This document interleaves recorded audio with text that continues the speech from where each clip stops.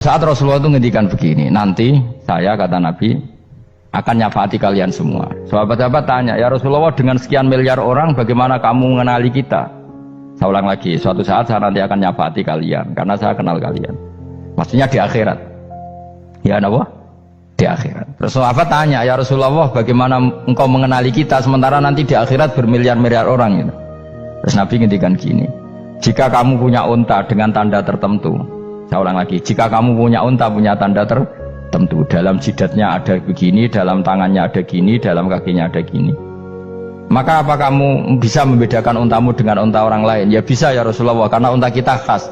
Misalnya kaki depannya ada putihnya, kaki belakangnya ada putihnya, dalam baduknya ada putihnya. Kata Nabi, inna ummati yut'auna yaumal qiyamati hurran muhajjalin min asaril wudu. Nanti umatku nanti wajahnya juga bersinar, tangan kakinya juga bersinar. Jadi asar itu saya pastikan secara riwayat itu akhirat, maksudnya tentang akhirat.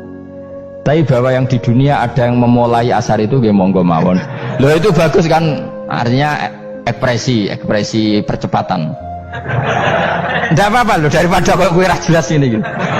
Maksudnya ya orang ngetok ya panjang jarang sujud tenan. Bu serasa sensitif, tapi yang jelas ya nanti. Ya soben kiamat ruang samu. Nanti hisab itu nanti kalau hitung hanya sekitar 3 jam. Hisabnya sak dunia itu hanya sekitar, karena malaikat itu tidak kesulitan sama sekali. Tak warai ya. Ini nggak akan salah saya dalam hal ini karena riwayatnya sahihah. Kenapa hisab itu hanya butuh rubu'un nahar, 1/4 dari siang enggak? Anggap saja siang itu 6 jam atau 12 jam, itu aja terserah. Kalau 12 paruhnya kan 6 ya. Seperti 1/4-nya berarti 3. Itu gini.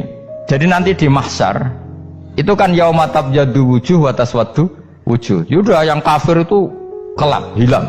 Wajahnya, tubuhnya semuanya gelap. Yang mukmin itu semuanya terang. Jadi sudah yang tabyaddu wujuh wa taswaddu wujuh otomatis terus nyingkap. Terus pergerakannya itu delala yang tabyaddu wujuh itu ke kanan, yang taswaddu wujuh ke kiri. Maka kamu jangan punya sinar yang kelap-kelip, nanti kena bego yang karena gak jelas tadi. Maka kamu harus sinarnya yang sejelas-jelasnya, ghurran muhajjalin min asaril. Bila perlu nur kamu sampai menembus langit saat itu. Makanya ketika orang mukmin sudah nurnya ada di muka, ada di tangan, masih ngendikan Rabbana atmim lana nurona, karena takut masih kena bego tadi. Karena kalau hanya wudhu tok, sikil tok kan, bayangkan di miliaran orang kan bisa agak kelihatan. Tapi kalau nurnya sampai nembus langit kan, itu siapa kok nurnya sampai, kan malaikat langsung tahu. Makanya hafal Quran, alim kan insya Allah nurnya itu. Sama zaman itu masih berdoa, Rabbana atmim lana, sempurnakan nur kami. Karena nanti identifikasi malaikat berdasar tadi, kalau ada nur berarti diletakkan ashabal yamin, kalau gak ada nur ashabal shimal. Nah malaikat yang dibawa bego itu kira-kira detail gak? Dugaan saya kalau kelap-kelip pasti kena simal. Wah ini partai kiri mesti kan.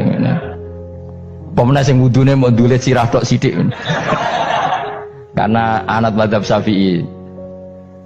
Sebetulnya meskipun tuh sebaiknya kalau basuh sirah itu kabeh ben ora kelap kelip, mana aneh pepesan terus dulat-dulet tok. Iku soben ya itu kelap kelip. Ya sudah ya. Setelah itu kata ngendikane pangeran yu'raful mujrimuna bisimahum fayukhadu bin nawasi wal aqdam. Orang-orang pendosa kelihatan maka diletakkan di kiri. Nah sama yang orang-orang baik simahum fi wujuhim min asari. Jadi ayat itu jelas tentang akhirat. Tapi kira usah terus provokasi. Seneng kamu kok ya khisimun, maksudnya provokator gitu. Jadi nanti yang mukmin jelas nurnya. Lah nur ini nanti dengan kadar iman kamu, perilaku kamu. Ada yang kelap-kelip, ada yang. Nah yang kelap-kelip ini orang kena bigo itu tadi. Nanti setelah kena bigo ikut ashabis simal, yang kelap-kelip disortir lagi malaikat yang bagian detail kan ada nanti. Nah ini terus ditubir neraka. Yang kafir bener-bener neraka, yang ini ditubir neraka. Nah itu nanti ini yang ngel-ngelo kanjeng Nabi digoleki ya ini itu. Mana sakit kanjeng Nabi, mana ono kiai soleh darani, nah iso soleh dhewe sakit Nabi mergo terus goleki endi umatku sing kelap-kelip. Terus dicari disyafaati. Ya, imma langsung dituruti Allah, wa imma diumbasinin rokok.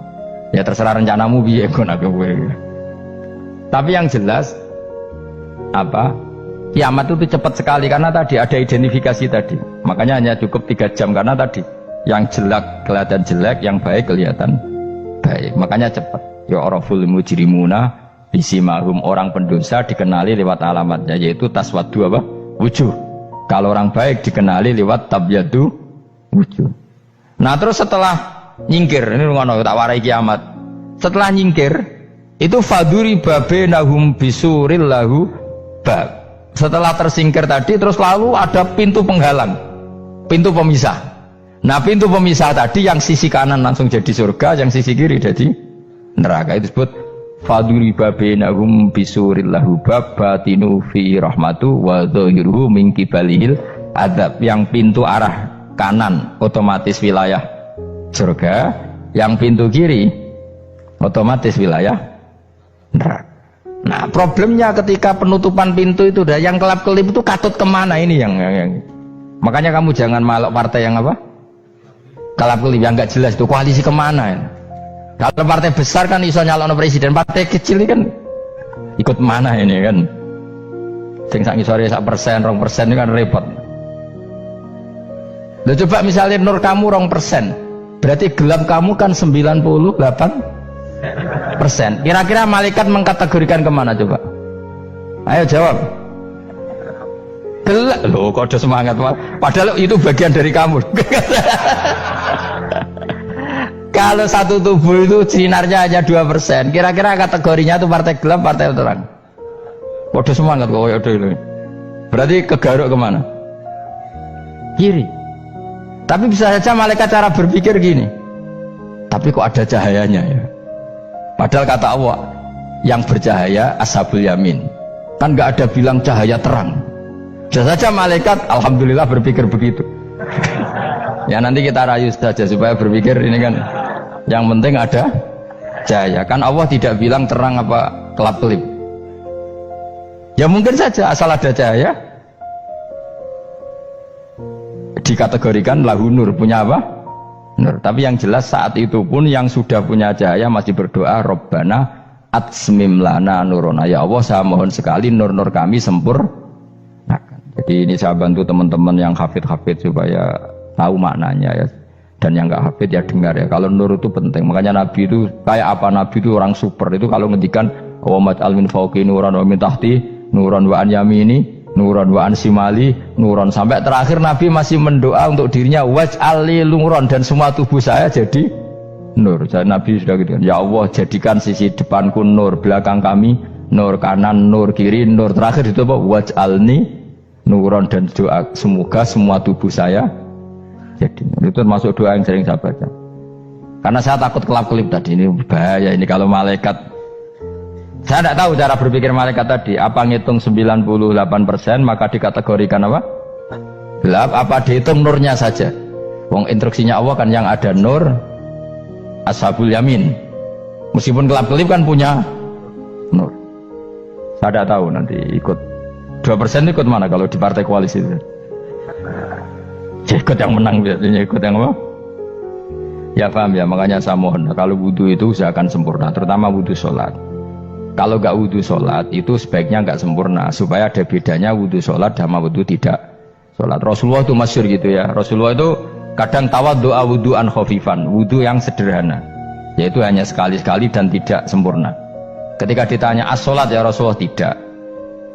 Misalnya saya habis makan mau tidur biasanya ya wudhu, tapi tentu tidak perlu sesempurna kayak wudhu sholat, biar ada bedanya. Rasulullah juga gitu, beberapa kali beliau wudhu tapi tidak sesempurna wudhunya untuk sholat. Masyhur itu di riwayat tawaddu'a wudhu'an khafifan duna wudhu'ihi lis sholat. Tapi kalau wudhu untuk sholat asbaghal wudhu, menyempurnakan wudhu. Jadi supaya ada bedanya wudhu sholat dan wudhu tidak sholat.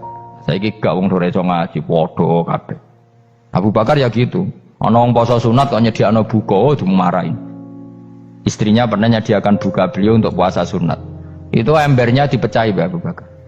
Ditanya, kenapa gitu? Apakah kamu akan menyaingi Ramadan? Jadi gak boleh memperlakukan puasa sunat kayak Ramadan. Ya biasa saja kalau puasa sunat